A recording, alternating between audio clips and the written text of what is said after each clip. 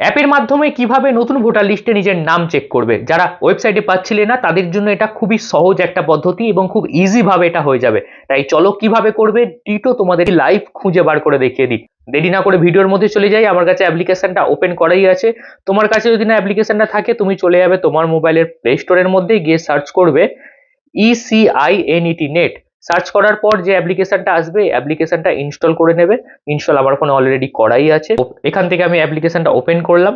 Open করার পর কিছুটা ওয়েট করবে, দেন তোমার কাছে এরকম একটা ইন্টারফেস চলে আসবে।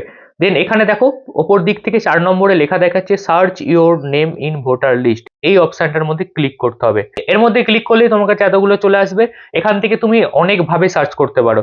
যেমন দেখো সার্চ বাই ভোটার আইডি বা এপিক দিয়ে করতে পারো, সার্চ বাই অন্যান্য ডিটেলস যেমন নাম, লাস্ট নেম, তোমার রিলেটিভের প্রথম নাম, তোমার ডেট অফ বার্থ, তোমার জেন্ডার, এইসব দিয়ে করতে পারো, বা তোমার মোবাইল নাম্বার যেটা ভোটার কার্ড বা ভোটার অ্যাকাউন্টের সঙ্গে লিঙ্ক আছে তার সাথে করতে পারো। এছাড়াও কিউআর কোড দিয়েও তুমি করতে পারো।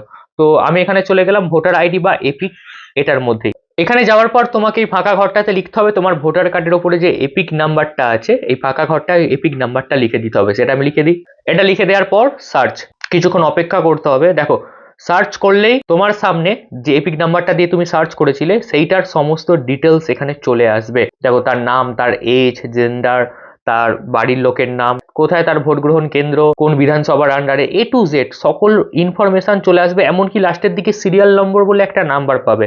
এই সিরিয়াল নম্বরটা হলো তুমি যখন হার্ড কপি হাতে পাবে বা কোনো লিস্ট, নতুন লিস্টটা হাতে পাবে, তখন সেই লিস্টের মধ্যে এই সিরিয়াল নম্বরই তোমার নামটা থাকবে। এছাড়া উপরে পার্ট নম্বর বলে একটা লেখা আছে, দেখতে পাচ্ছ?